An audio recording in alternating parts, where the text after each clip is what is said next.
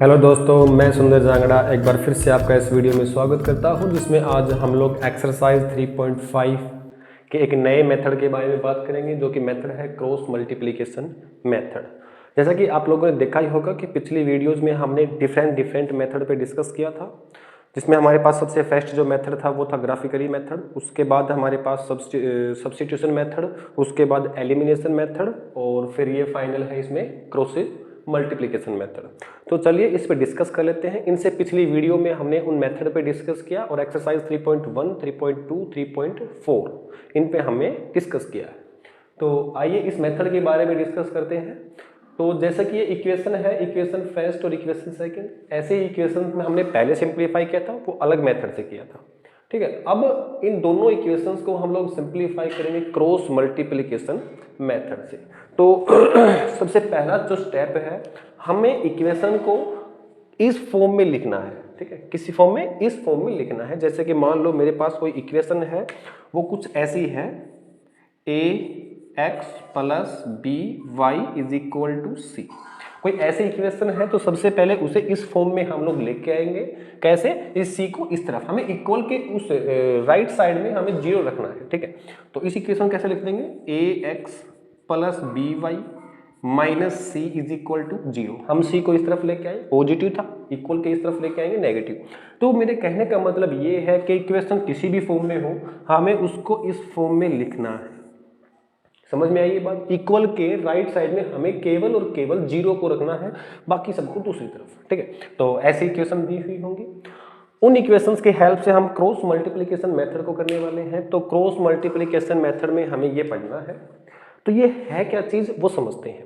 तो हमें सबसे पहले x, y और 1 कोई भी कांस्टेंट है उसको लिख लेना है। उसके बाद b1, c1, a1, b1। कहां से? b1, सॉरी ये है c1, ये है b1, c1 और फिर a1, फिर b1। ऐसे चलना है। पहले यहां से इस तरफ आएंगे, ठीक है, फिर यहां से इस तरफ और फिर यहां से इस तरफ। ऐसे हमें साइक्लिक फॉर्म में चलना है। b1, c1, a1, b1। b1 से स्टार्ट होना है और b1 पे ही इसको खत्म करना है। ऐसे ही हमें सेकंड वाली इक्वेशन को लिखना है, b1, c2, a2, b2। ये a1, b1, c1, a1, b1 ये है क्या? एक्चुअली ये x, y और एक कांस्टेंट टर्म, इन सभी के कोफिशिएंट है। ठीक है, जैसे x का कोफिशिएंट a1, y का कोफिशिएंट b1 और ये c1। आप टेंशन ना लें, क्योंकि मैं एक एग्जांपल को भी या फिर क्वेश्चन को भी लेके बताऊंगा। तो पहले समझ लेते हैं इसको। तो जैसा कि मैंने ये लिखा है, b1, c1, a1, b1, b2, c2, a2, b2। तो यहां से करना क्या है, हमें जो x है, y है और 1, इसको हम ऐसे लिखेंगे कि जो x है उसको एज इट इज, इसके नीचे लाइन, और फिर b1 को c2 से मल्टीप्लाई, b1 को c2 से मल्टीप्लाई, b1 c2, अब इसको इससे मल्टीप्लाई, b2 c1। अब इन दोनों के बीच में माइनस साइन। समझ में आई ये बात? इसको इससे मल्टीप्लाई माइनस इसको इससे मल्टीप्लाई। समझ में आई ये बात? अब इससे नेक्स्ट क्या करेंगे? इक्वल y डिवाइड बाई, इसको इससे मल्टीप्लाई और इसको c1 को a2 से मल्टीप्लाई, c2 को a1 से मल्टीप्लाई। तो c1 को a2 से मल्टीप्लाई करेंगे, c1 a2 minus c2 a1। समझ में आई ये बात? ठीक है, अब नेक्स्ट 1 है upon a1 b2 minus a2 b1। ठीक है, बस ऐसे फॉर्म में लिखने के बाद उन्हें हम लोग सिंप्लीफाई करेंगे और हमारे पास आंसर्स होंगे। तो चलिए देखते हैं क्वेश्चन नंबर फर्स्ट के सभी पार्ट्स को एक एक करके अच्छे से समझेंगे। बस यही मेथड अप्लाई होने वाला है उन सभी पार्ट्स में, यानी कि एक्सरसाइज 3.5 में हमें लोग यही मेथड करना है।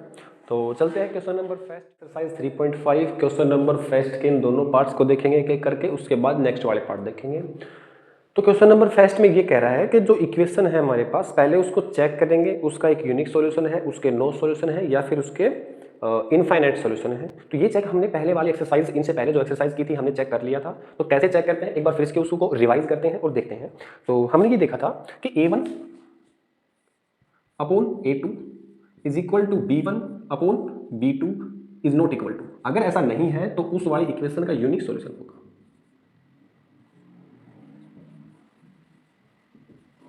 समझ में आई ये बात, ठीक है। उसका क्या होगा, यूनिक सॉल्यूशन। अच्छा second case, a1 upon a2 is equal to b1 upon b2 is not equal to c1 upon c2। ऐसे वाले केस में उसका नो सॉल्यूशन होगा। ये भी बात समझ में आई होगी आपको कि फर्स्ट वाले केस में यूनिक सॉल्यूशन होगा, सेकंड वाले केस में नो सॉल्यूशन होगा, और थर्ड वाले केस में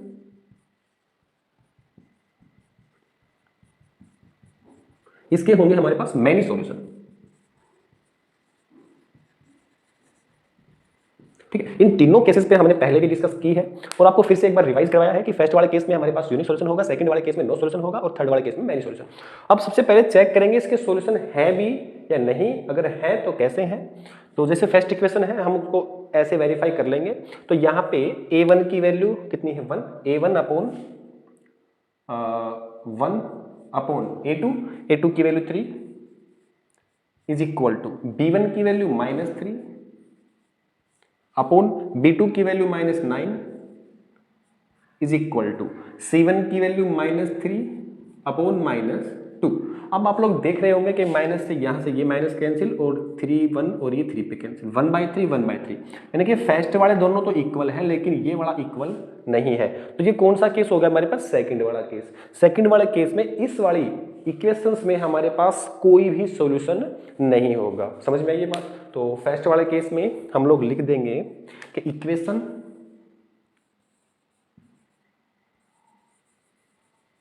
इक्वेशन हैव नो सॉल्यूशन। बस इतना करना है हमें। तो ये था क्वेश्चन नंबर फर्स्ट का पार्ट नंबर फर्स्ट। चलिए देखते हैं क्वेश्चन नंबर फर्स्ट का पार्ट नंबर सेकंड। तो चलिए देखते हैं इस वाले इक्वेशंस में हमारे पास कितने सॉल्यूशन हैं। ऐसे ही हम लोग वेरीफाई करेंगे इनको भी।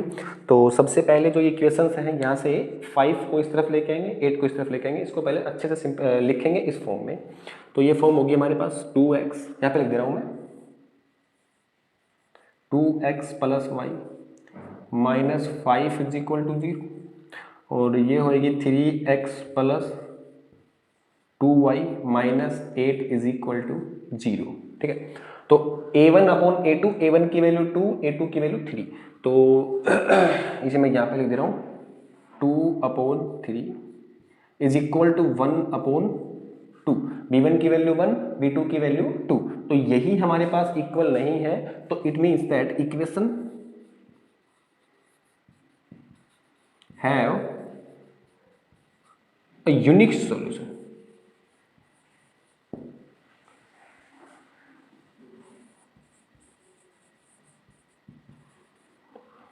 ये बात आपको समझ में आई होगी कि इक्वेशंस के पास एक यूनिक सॉल्यूशन है। अब हमें वो यूनिक सॉल्यूशन फाइंड करने हैं। कैसे फाइंड करेंगे, क्रॉस मल्टीप्लिकेशन मेथड से।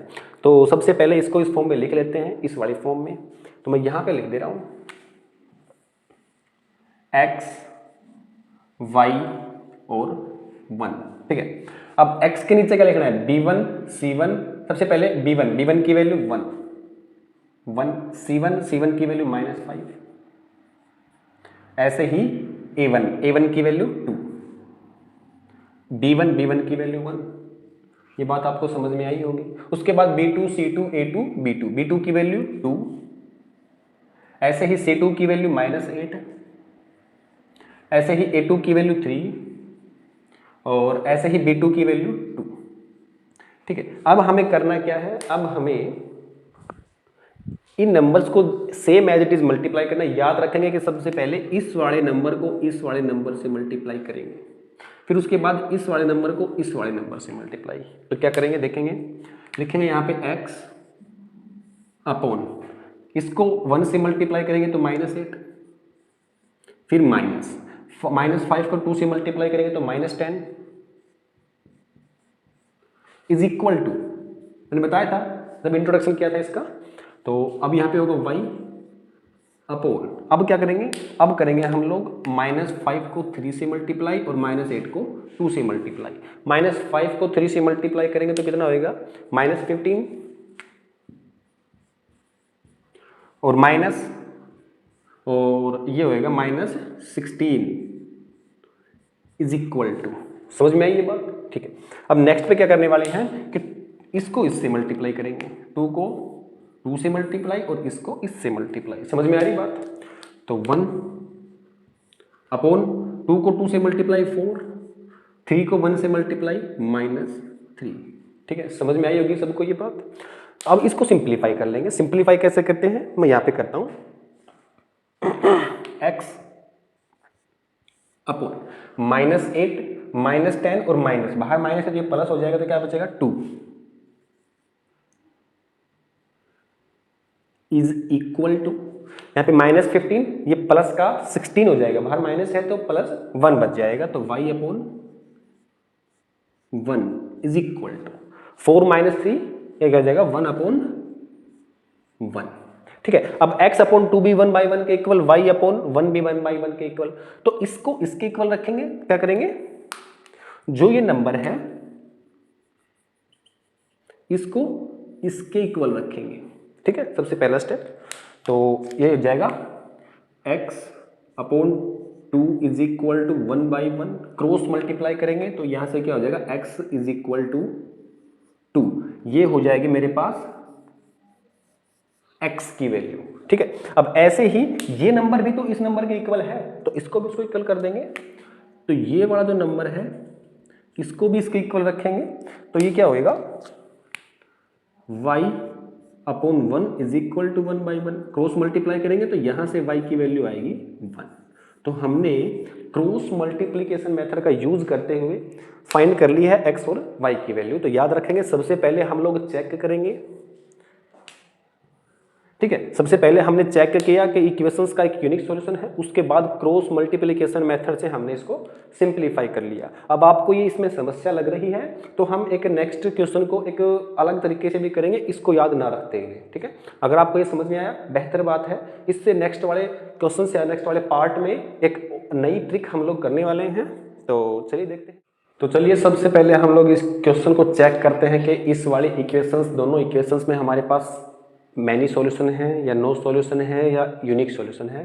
तो कैसे चेक करेंगे, इन वाले तरीके से हम लोग इनको चेक करने वाले हैं। तो चलिए सबसे पहले देखते हैं, इन्हीं बेसिस पे इनके सॉल्यूशन चेक करते हैं, क्या क्या सॉल्यूशन हो सकते हैं।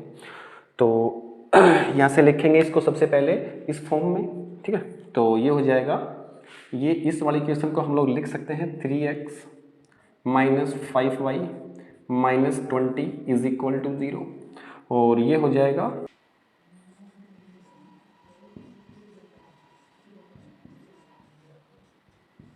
हमने इक्वेशंस को स्टैंडर्ड फॉर्म में लिखा, उसके बाद हम लोग चेक करने वाले हैं। ठीक है, तो ये होगा 3/6 is equal to -5/-10 is equal to -20/-40। यहाँ से 3 1/2 पे कैंसिल आउट कर देगा, ये माइनस से माइनस कैंसिल, ये हो जाएगा 1/2, माइनस से ये माइनस कैंसिल, ये 21 और ये 40 को 2 पे कैंसिल, तो 1/2 1/2 1/2। तो यहाँ से हमें पता है कि 1/2 is equal to 1/2 is equal to 1/2, तीनों ही इक्वल आ रहे हैं। तो इसका मतलब हमारे पास इस इक्वेशंस के क्या होंगे, मैनी सॉल्यूशन। तो इसको इतना ही करके हम लोग यहाँ पे छोड़ देंगे और लिख देंगे इक्वेशन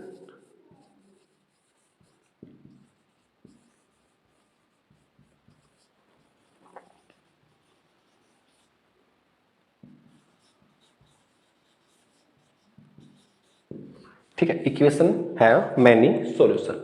तो ये था पार्ट नंबर 3। चलिए हमें एक्चुअली करना क्या है कि जिस इक्वेशन के हमारे पास यूनिक सॉल्यूशन होंगे हमें उसी इक्वेशन में x और y की वैल्यू फाइंड करनी है, बाकी की हमें फाइंड नहीं करनी है, बाकी की हमें ऐसे करके छोड़ देना है। तो ये था क्वेश्चन नंबर फर्स्ट का पार्ट नंबर 3। चलिए मिलते हैं नेक्स्ट क्वेश्चन में, क्वेश्चन नंबर फर्स्ट का पार्ट नंबर 4 जो इसका लास्ट पार्ट है। चलिए इसके हमने सिंप्लीफाई करना है, इसके सॉल्यूशन चेक करते हैं। तो सबसे पहले चेक करेंगे इसके सॉल्यूशन यूनिक है या नहीं। तो यूनिक सॉल्यूशन के लिए वो हम वेरीफाई करेंगे, तो a1 यानी कि 1/3 इज इक्वल टू -3/-3, माइनस से माइनस कैंसिल, 3 से 3 कैंसिल, तो ये होएगा 1/3 इज नॉट इक्वल टू 1/1। ठीक है, तो हमें ये पता चल गया कि इक्वेशन के साथ इक्वेशन हैव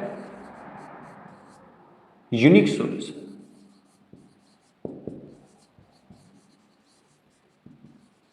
ये बात आपको समझ में आई होगी कि इक्वेशन के पास इसका यूनिक सॉल्यूशन है।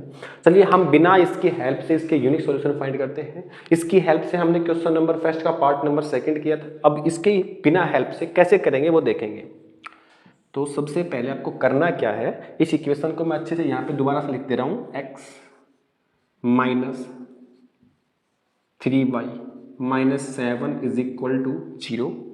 ये होएगा 3x minus 3y minus 15 is equal to 0। सबसे पहले हमने इसको इस स्टैंडर्ड फॉर्म में लेके आना है। तो ले दिया हमने 0 के इक्वल के राइट हैंड साइड पे 0 रखा और बाकी को सबको इस तरफ लेके आ गए। देखो करेंगे क्या, जो x है हमारे पास उसके कोफिशिएंट को हम लोग ऐसे यहाँ पे लिखेंगे x, नीचे अंडरलाइन। अब जो x है इसको ऐसे हम हाइड कर लेंगे। हाइड करने के बाद इस नंबर को इससे मल्टीप्लाई और इस नंबर को इससे मल्टीप्लाई कर लेंगे। क्या किया हमने कि जो ये नंबर है इस नंबर को इससे मल्टीप्लाई और इस नंबर को इससे मल्टीप्लाई। समझ में आई मेरी बात? तो -3 को -15 से मल्टीप्लाई करेंगे तो कितना आएगा 45 माइनस, अब -3 को -7 से मल्टीप्लाई करेंगे तो 21 is equal to y upon, ठीक है। अब y हमने ऊपर लिखा है तो y को हाइड कर लेंगे। अब -15 को हमने y को हाइड कर लिया तो अब ये इस नंबर को इससे मल्टीप्लाई और इस नंबर को इससे मल्टीप्लाई। समझ में आ रही मेरी बात? हमने इसको हाइड कर लिया, इस नंबर को इससे मल्टीप्लाई और इस नंबर को इससे मल्टीप्लाई। तो करेंगे क्या, 1 को -15 से तो -15 हो जाएगा माइनस और ये हो जाएगा -21 इज इक्वल टू 1 अपॉन, अब 1 यानी कि इन नंबर्स को हाइड करेंगे। अब इस नंबर को इसके साथ मल्टीप्लाई, इस नंबर को इसके साथ मल्टीप्लाई, तो ये हो जाएगा -3, ठीक है, इज इक्वल टू ये हो जाएगा माइनस और -9, ठीक है। ये बात आपको समझ में आई होगी। जैसा हमने पहले किया था सेम वही तरीका है। अब इसको सिंप्लीफाई करेंगे तो ये कितना हो जाएगा x अपॉन 24, ठीक है। 5 में से 1 गया 4 बचा, 4 में से 2 गया 2 बचा, 24 इज इक्वल y अपॉन, ठीक है। अब देखो माइनस बाहर है ब्रैकेट के बाहर तो ये हो जाएगा प्लस, तो ये कितना बचेगा 6 is equal to 1 upon, minus बाहर है और अंदर -9 तो +9 हो जाएगा, +9 और -3 6, ठीक है। समझ में आई आपको ये बात? अब हमें जो सेकंड वाले पार्ट में क्या था वही करना है कि जो ये नंबर है इस वाले नंबर को इसके इक्वल लेके आना है, इसके इक्वल करना है, और जो ये नंबर है इस नंबर को इसके इक्वल, यानी कि x और y दोनों टर्म्स को कांस्टेंट टर्म के इक्वल करना है। तो चलिए करते हैं। ये हो जाएगा x upon 24 is equal to 1/6, ठीक है। 6 1 और ये 4 पे कैंसिल आउट, तो x की वैल्यू जो होगी मेरे पास क्रॉस मल्टीप्लाई करेंगे तो यहाँ पे आएगा 4, तो ये हो गई x की वैल्यू। समझ में आई होगी आपको ये बात? Same as it is y के साथ करना है तो ये हो जाएगा y upon 6 is equal to 1 upon 6, 6 से 6 कैंसिल और y की वैल्यू होएगी 1। तो ये था क्वेश्चन नंबर फर्स्ट का पार्ट नंबर 4, जिसमें x की वैल्यू 4 और y की वैल्यू 1 क्रॉस मल्टीप्लिकेशन मेथड की हेल्प से हमने किया। तो क्वेश्चन नंबर फर्स्ट के चारों पार्ट हमने कंप्लीट किए। चलिए देखते हैं नेक्स्ट वीडियो में question number second. Thank you.